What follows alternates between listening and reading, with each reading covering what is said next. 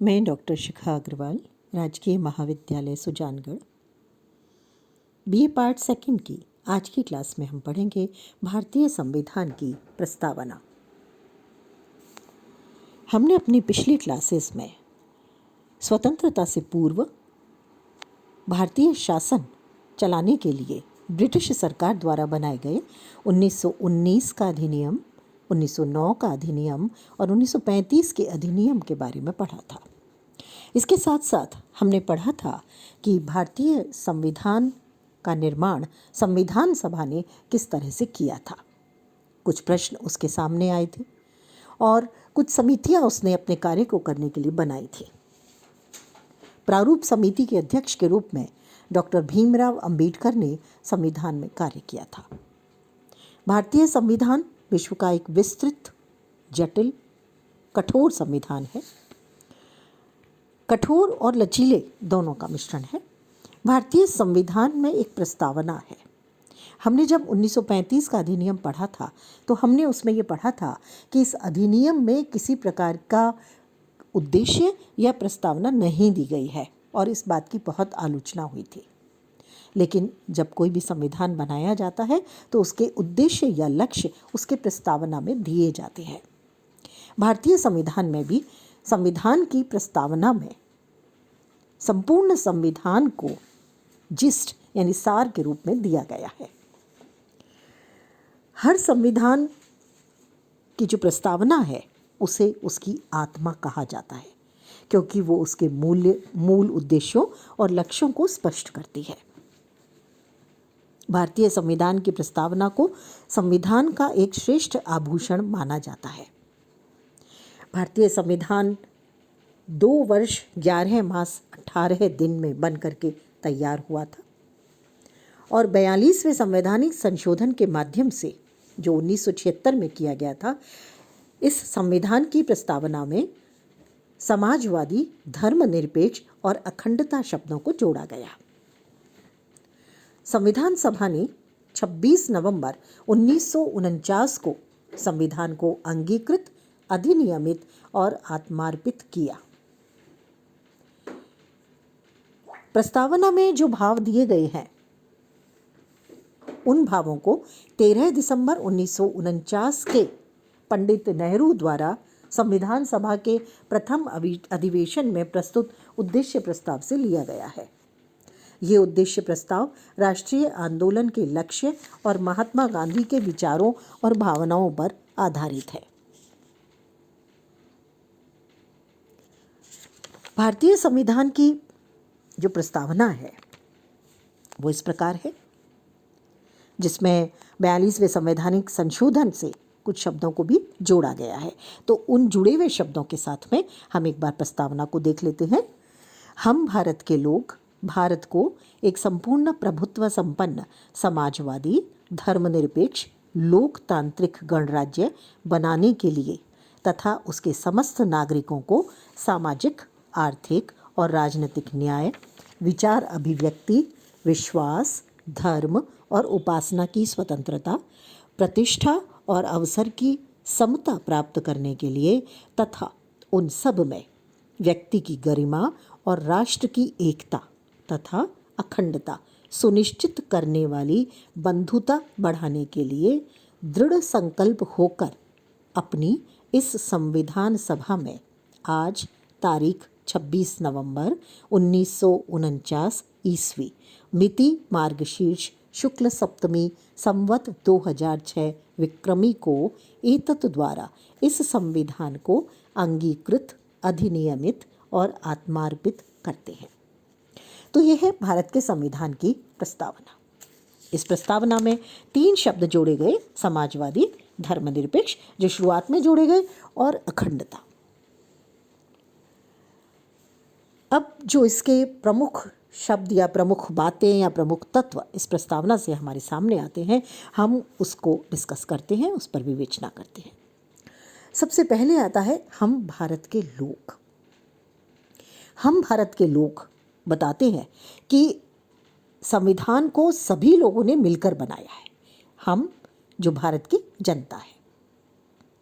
आखिरी जो शब्द है, हम भारत के लोग संविधान को अंगीकृत, अधिनियमित और आत्मार्पित करते हैं। तो ये पहला शब्द और आखिरी को जोड़ दें तो ये बनता है। इससे 3 बातें स्पष्ट होती हैं। पहला कि संविधान की जो अंतिम प्रभु सत्ता है वो भारत की जनता में निहित है, क्योंकि हम भारत के लोग शब्द का में लिया गया है। दूसरा है, संविधान निर्माता भारतीय जनता के प्रतिनिधि हैं, यानी जिन्होंने भी संविधान को बनाया है भारतीय जनता उन्हें अपना प्रतिनिधि मानती है और उस प्रतिनिधि के तौर पर ही उन्होंने इस संविधान को बनाया है। तीसरा, भारतीय संविधान भारतीय जनता की इच्छा का परिणाम है और इसे राष्ट्र को भारतीय जनता ने समर्पित किया है। तो संविधान सभा को अगर हम देखें तो सही रूप में जनता का प्रतिनिधि माना गया है इस प्रस्तावना में। और डॉक्टर अंबेडकर ने जैसे कहा था कि मैं समझता हूँ कि प्रस्तावना इस सदन के प्रत्येक सदस्य की इच्छानुसार यह प्रकट करती है कि इस संविधान का आधार जनता है। इसमें निहित प्राधिकार और प्रभुसत्ता सब कुछ जनता से प्राप्त हुआ है। एक अर्थ ये भी है हम भारत के लोग शब्दों का कि भारतीय जनता ने संविधान को बनाया भी है और स्वीकृत भी किया है। इसलिए भारतीय संघ का कोई भी राज्य या कोई भी इसकी इकाई इससे अलग नहीं हो सकती और ना ही इसमें कोई परिवर्तन कर सकती है। दूसरी जो विशेषता है वो है संपूर्ण प्रभुत्व संपन्न समाजवादी धर्मनिरपेक्ष लोकतांत्रिक गणराज्य। भारत को एक संपूर्ण प्रभुत्व संपन्न लोकतांत्रिक गणराज्य घोषित किया गया है। 26 जनवरी 1950 से भारत की अधिराज्य यानी डोमिनियन स्टेटस जो ब्रिटिश राज्य के अधीन था वो समाप्त हो गया, क्योंकि भारत का खुद का संविधान लागू हो गया और भारत संयुक्त राज्य अमेरिका या अन्य देशों जिसमें हम स्विट्ज़रलैंड को ले सकते हैं उनकी तरह से एक संपूर्ण प्रभुत्व संपन्न लोकतांत्रिक गणराज्य बन गया। ये आंतरिक और बाहरी दोनों तरह से किसी भी विदेशी सत्ता के अधीन नहीं रहा। भारत अंतर्राष्ट्रीय स्तर में और अंतर्राष्ट्रीय क्षेत्र में अपनी इच्छा के अनुसार व्यवहार कर सकता था।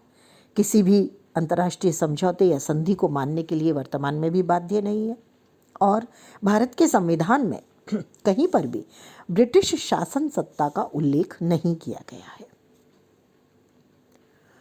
संविधान सभा में हालांकि बहुत सारे सदस्यों ने समाजवादी राज्य घोषित करने के लिए बात की और इस बात पर बल भी दिया, लेकिन ज़्यादातर सदस्यों का मानना था कि संविधान को किसी विशेष दर्शन से जोड़कर किसी प्रकार का विवाद नहीं करना चाहिए और अंत में यही विचार मान्य हुआ और इस उद्देश्य को संविधान में बाद में 1976 में जोड़ा गया संविधान संशोधन के माध्यम से और समाजवाद को भारतीय मॉडल के रूप में माना गया, जिसके माध्यम से हम देखते हैं विभिन्न प्रकार की योजनाएं आई, राज्य के विकास के लिए राष्ट्रीयकरण भी किया गया और अन्य इस प्रकार की योजनाओं को लाया गया जिससे राज्य के जो सबसे कमज़ोर तबका है उस व्यक्ति तक विकास का पूरा फायदा मिल सके। अगली बात आती है धर्मनिरपेक्षता। धर्मनिरपेक्ष भारत को बनाया गया भारतीय संविधान के माध्यम से, लेकिन इस शब्द को नहीं जोड़ा गया था। 1976 के संविधान संशोधन में इसको जोड़ा गया और धर्मनिरपेक्षता और ज़्यादा महत्वपूर्ण हो गई। इसका अर्थ है कि भारत का अपना कोई धर्म नहीं है और धर्म के आधार पर भारत में कोई भेदभाव नहीं किया जाएगा। भारत एक लोकतंत्रात्मक राज्य है, यानी राजसत्ता का उपयोग जनता के द्वारा किया जाता है। प्रत्यक्ष रूप से नहीं, अप्रत्यक्ष रूप से भारत में जनता यानी हम अपने प्रतिनिधियों को चुनते हैं और उन्हीं के माध्यम से शासन चलाया जाता है। ब्रिटेन की तरह भारत में वंश परंपरागत शासन नहीं है। भारत में सम्राट नहीं है, बल्कि हमने गणराज्य को अपनाया है। भारत का जो सर्वोच्च अधिकारी यानी राष्ट्रपति है वो अप्रत्यक्ष रूप से जनता के द्वारा निर्वाचित होता है। एक तरफ हमने गणतंत्रीय स्वरूप को अपनाया है, लोकतंत्र को अपनाया है, संपूर्ण प्रभुत्व संपन्नता को अपनाया है, तो वहीं हमने राष्ट्रमंडल का सदस्य बने रहने का निर्णय भी किया। राष्ट्रमंडल की इस सदस्यता के आधार पर बहुत से विचारकों का कहना था कि इससे हमने ब्रिटिश सम्राट की अधीनता को स्वीकार कर लिया। तो भारत पूरी तरह से प्रभुत्व संपन्न राज्य नहीं रहा और न ही ये गणतंत्र है, लेकिन ऐसा नहीं है। राष्ट्रमंडल एक लचीला संगठन है। जिस समय भारत को राष्ट्रमंडल की सदस्यता दी गई थी, उसी समय राष्ट्रमंडलीय सम्मेलन में ये भी मान लिया गया था कि भारत की स्थिति वैधानिक रूप में अन्य उपनिवेशों या सदस्य राज्यों से अलग है। भारत राज्य की जो प्रभुसत्ता है या उसका जो गणतंत्र का स्वरूप है, वो राष्ट्रमंडल की सदस्यता से प्रभावित नहीं होता। पंडित नेहरू ने इस बात का खुलासा 10 मई 1949 को संविधान सभा में कहा और इस भय को भी दूर किया कि हमने एक तरह से ब्रिटिश शासन की अधीनता स्वीकार कर रखी है। तो ऐसा नहीं है। पंडित नेहरू ने इसे स्पष्ट किया। उन्होंने कहा, हमने बहुत पहले पूर्ण स्वराज्य की प्राप्ति का संकल्प किया था और उसे प्राप्त कर लिया। क्या एक देश दूसरे देश के साथ समझौता किए जाने से उसकी स्वतंत्रता का अंत हो जाता है? सामान्यतया समझौतों का अर्थ किसी प्रतिबद्धताओं से होता है, लेकिन राष्ट्रमंडल की सदस्यता की कोई प्रतिबद्धता नहीं है। राष्ट्रमंडल की शक्ति उसके लचीलेपन और सदस्यों की पूर्ण स्वतंत्रता में निहित है। और ये भी एक सर्वविदित तथ्य है कि अगर कोई सदस्य देश राष्ट्रमंडल की सदस्यता को छोड़ना चाहे यानी त्याग करना चाहे तो वो ऐसा कर सकता है।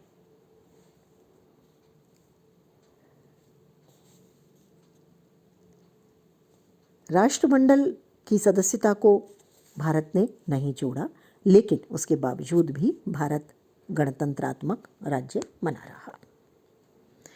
अगली विशेषता आती है इसकी सामाजिक, आर्थिक और राजनीतिक न्याय। ये भारत के संपूर्ण ढांचे को लेकर के लिया गया बिंदु है। सामाजिक न्याय का अर्थ है व्यक्ति को व्यक्ति के नाते महत्व दिया जाए और उसमें जाति, धर्म, वर्ण, लिंग, नस्ल, रंग, संपत्ति या किसी भी आधार पर भेदभाव नहीं किया जाएगा।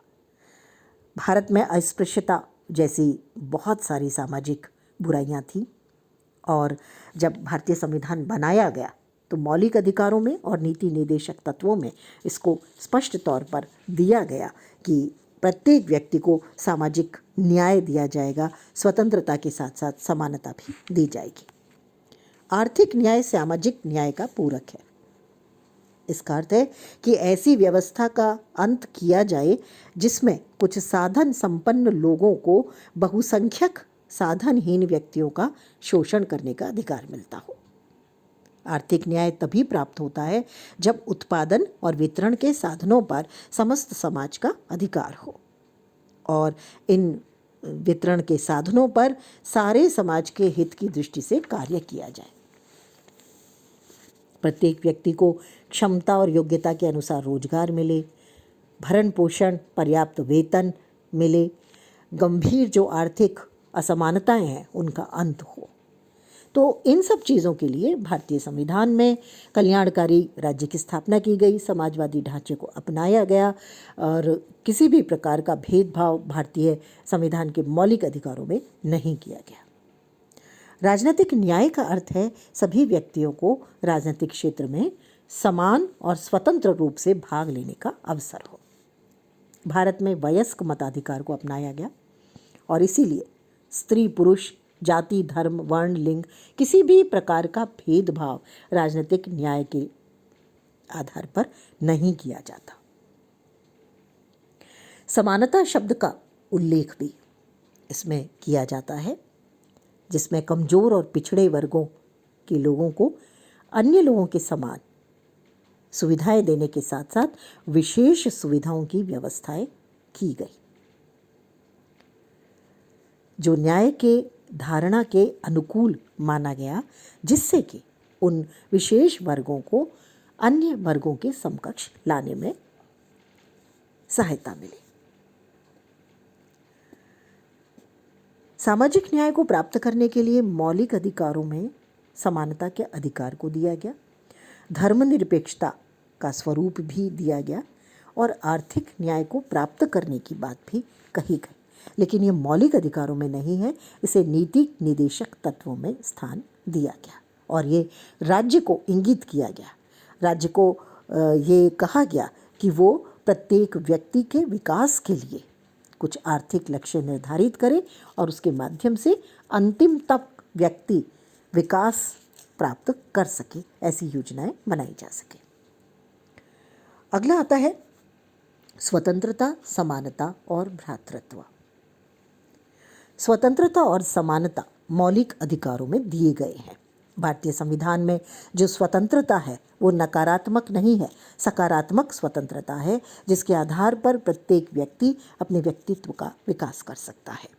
इसके आधार पर विचार अभिव्यक्ति, विश्वास, धर्म और उपासना की स्वतंत्रता को दिया गया है और इन सब की सुरक्षा के लिए स्वतंत्र न्यायपालिका की धारणा को अपनाया गया है।